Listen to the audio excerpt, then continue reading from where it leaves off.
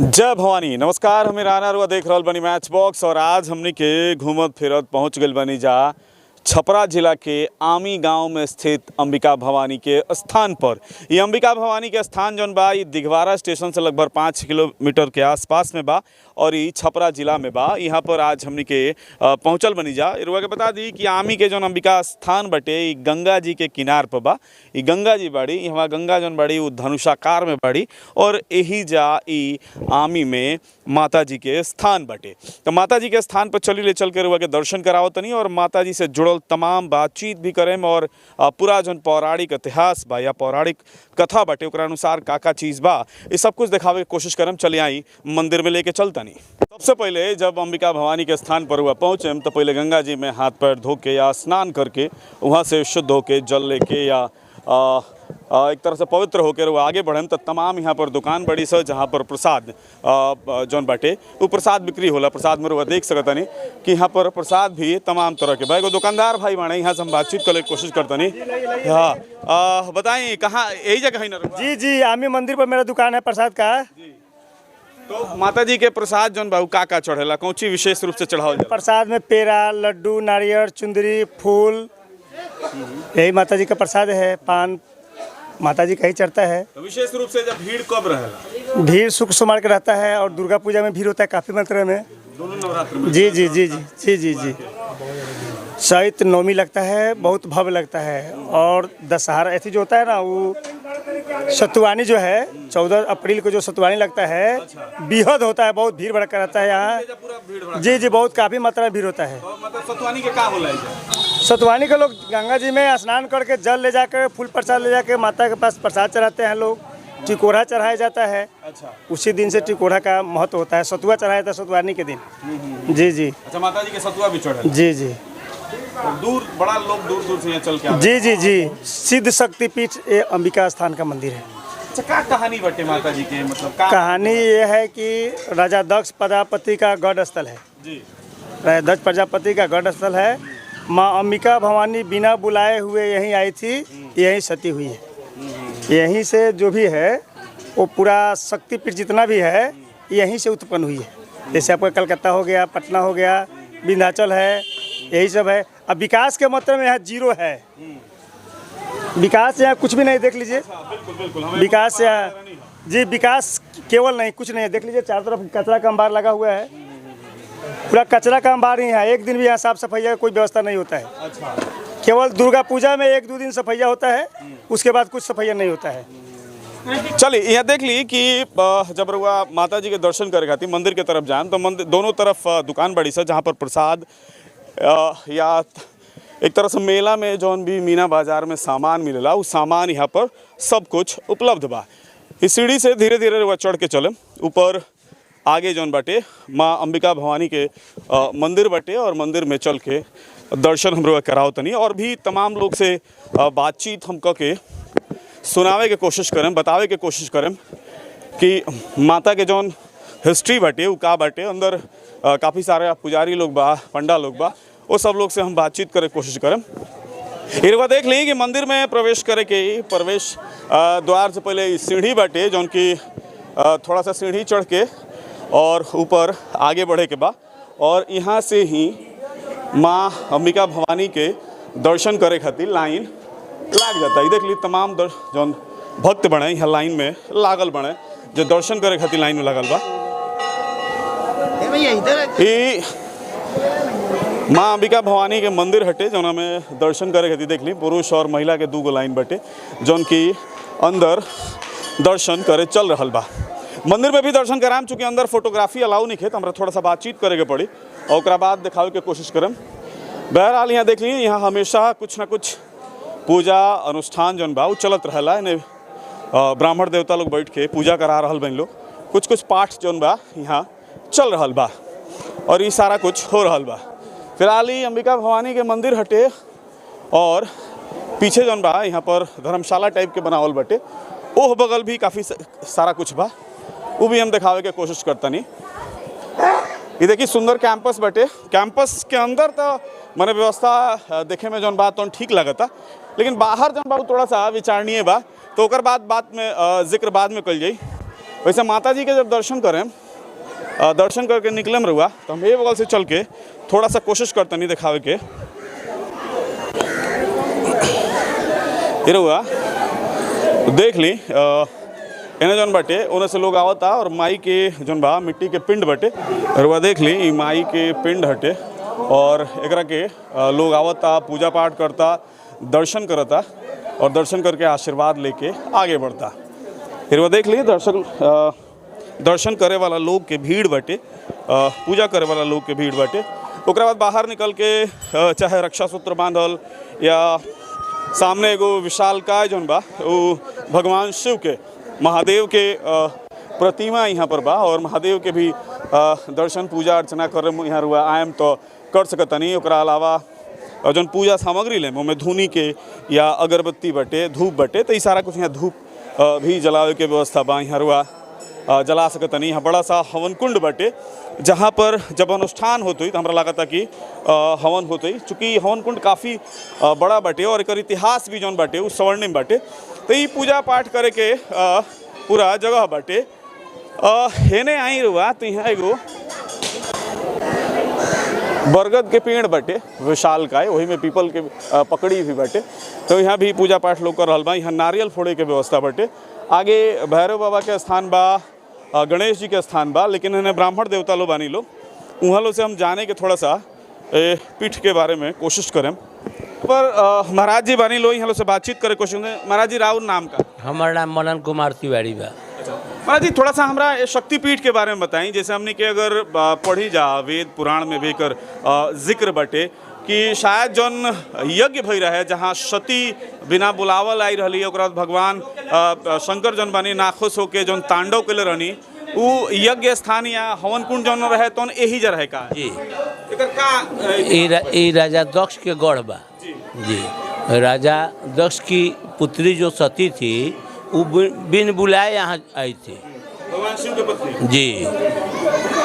जो चक्रवर्ती सम्राट होता है वो सशरीर देवताओं के सभा में जाता है, तो राजा दक्ष जो है सो चक्रवर्ती सम्राट थे, तो सशरीर देवताओं के सभा में गए थे जहाँ इनके दामाद सब लोग इनके अगुवानी में खड़ा हो गया। जो प्रणाम करने वाला है वो प्रणाम किया, लेकिन भगवान शंकर हिल डुल नहीं किए।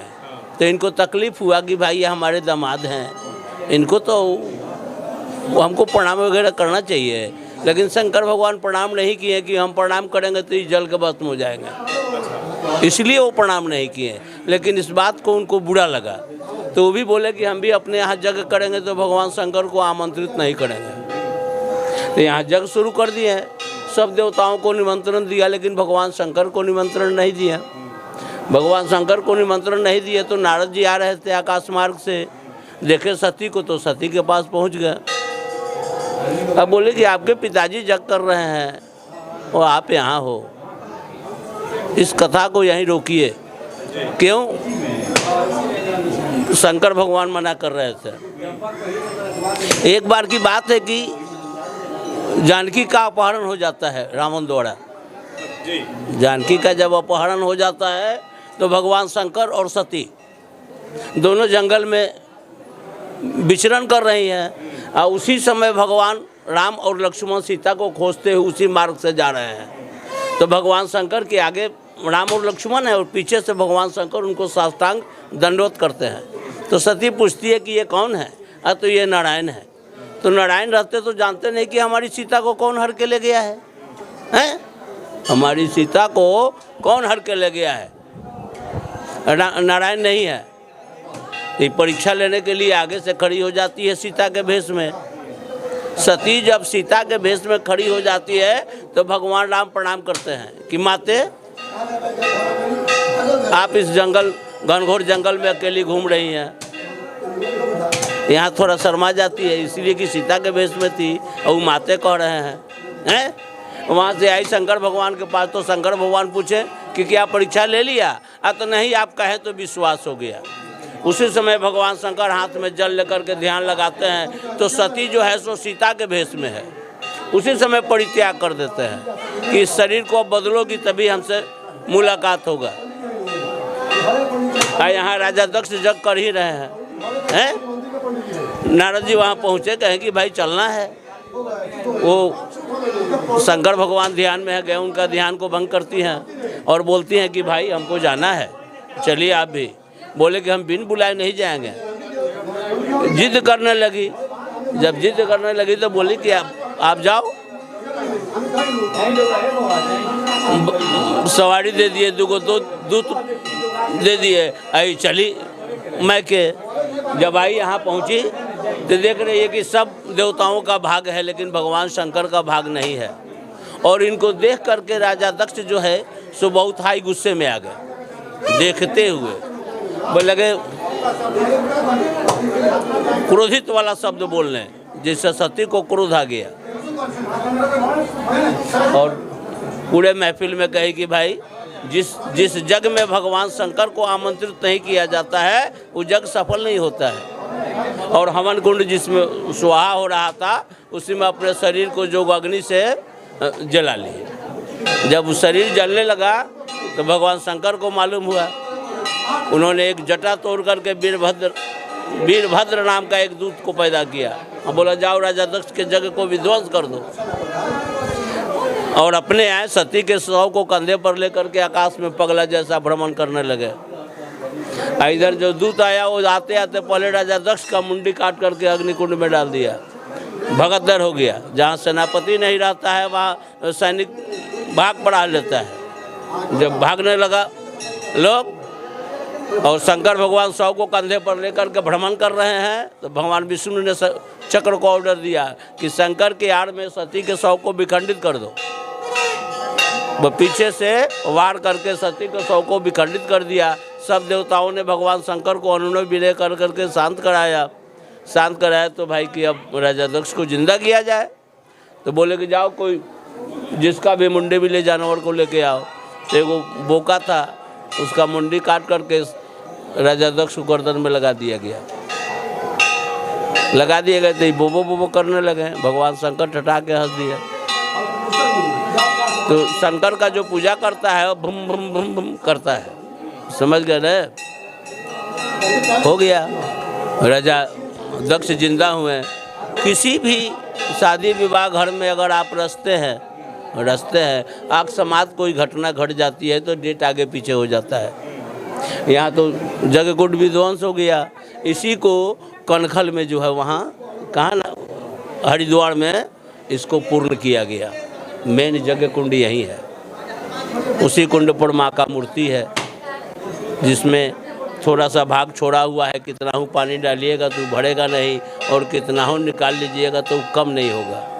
इसका प्रमाण दरभंगा महाराज ने संशोधन करके इसको प्रमाणित किया है। तो बाद में भी केहू एजा तपस्या कइल तब माँ उत्पन्न हुई। जब ये काम हो गया तो राजा सूरत और समाधि बैस के बेटा पतो घर से निकाल दिया और राजा सूरत के राज्य पर दूसरा राजा ने आक्रमण करके इनको हरा दिया। भागे तो दोनों समाधि बैस और राजा सूरत का मुलाकात होता है। बगल में मेघा ऋषि का आश्रम है डोरीगंज। वहाँ इन लोगों का जब मुलाकात होता है मेघा ऋषि के सेवा में, इनके सेवा से ऋषि जी प्रसन्न होकर के बताए कि यहाँ से आप लोग 8 कोस पूरब जाओ, नदी के घाट किनार पर एगो कुंड होगा, उसी कुंड पर अस्तुल मूर्ति बना करके दुर्गा का स्मरण करो। तो उन्होंने आया यहाँ, उसी पर उन्हीं का बनाया हुआ ये मिट्टी का मूर्ति है। यहाँ करके और तपस्या करने लगे। निराहार आहार है, बेल पत्ता वगैरह खा करके ये लोग जग को अपने तपस्या को पूर्ण किया। सती प्रकट हुई तो बोली कि वरदान मांगो। तो बनिया ने बोला कि हमको मोक्ष चाहिए माँ। और राजा दक्ष सूरत बोले कि भाई हमको राज्य चाहिए। एवं अस्तु कह करके माता अंतर ध्यान हो जाती है। उसी समय राजा के ऊपर जो आक्रमण किया था वो राजा आकर के इनको राज्य सिंहासन पर लिया जाता है और बनिया का बेटा पतो आकर के अपने घर ले जाता है। लोग तो काफी दूर दूर से चल के आवेला। जी बहुत दूर दूर से लोग आते हैं। नवरात्र में विशेष, हाँ विशेष नवरात्र में विशेष व्यवस्था है। माँ का कार्यक्रम भी कुछ हो तो ही नवरात्र में? हाँ जागरण होता है। अष्टमी ऐसे साप्ताहिक अगर बात कही जाए तो सोमवार शुक्रवार या रविवार के भीड़ नहीं होती? हाँ हाँ, बराबर भीड़ होता है सर, बराबर भीड़ रहता है। सोमवार शुक्रवार थोड़ा विशेष है। अच्छा महाराज जी, प्रशासनिक थोड़ा सा निरकुंठता हमरा दिखा था। हम देखनी है कि बहरी रोड भी बहुत बढ़िया नहीं थे, शौचालय के एगो सामुदायिक शौचालय रहला में ताला मारल रहला, सफाई के व्यवस्था नहीं थे। ये सब तो थोड़ा है जी, प्रशासन का कोई व्यवस्था यहाँ नहीं है। शासन सारण प्रशासन प्रशासन ने यहाँ पे ध्यान न दिले, नहीं देवे। सिर्फ नवरात्र में एगो हाँ हाँ हाँ, पुलिस लाग नवरात्र में आता है लोग, तो इसके बाद चला जाता है लोग। मंदिर के व्यवस्था रहुए लोग पंडित जी लोग करते हैं, मंदिर का पूर्ण व्यवस्था पंडा जी लोग करता है यहाँ का। चलिए, बहुत बहुत धन्यवाद महाराज जी। तो ये माँ अंबिका भवानी के मंदिर है जो जहाँ रुआ दर्शन करे आए। अगर हुआ ट्रेन से आवे के बाद तो रुआ दिगवारा से उतर के आ सकता नहीं, बस से आवे के बाद तो बस यही पास से ही जाले, बस से जा सकता नहीं, अपना गाड़ी से आवत नहीं। तो आई यहाँ पर दर्शन करी, माता के पूजा करी। विशेष सूचना ही बा कि दोपहर के 1 से 2 बजे तक मंदिर जौन बा वो बंद रहेला, तो वो बेर आयम तो समस्या हो जाई, तो ओकरा पहले आई, यानी कि 1 बजे के पहले आई चाहे 2 बजे के बाद आई और आके माई के दर्शन करी। माई के बारे में रुआ जन्नी है कि माई के जन्नी शक्तिपीठ बा, ये वह शक्तिपीठ है जहाँ पर हवन, जहाँ पर सती अपना शरीर के अग्नि के हवाले के लिए रहनी, वही हवन कुंड पर ही स्थान जौन बा विराजमान बा, अवस्थित बा। और माई के कृपा जौन बा वो काफ़ी दूर दूर तक फैलल बा, लोग दूर दूर से चल के माई के पूजा करे, माई के आशीर्वाद लेवे आवेला। तो रौरा भी आई और माई के आशीर्वाद ली और अपना जीवन के धन्य बनाई।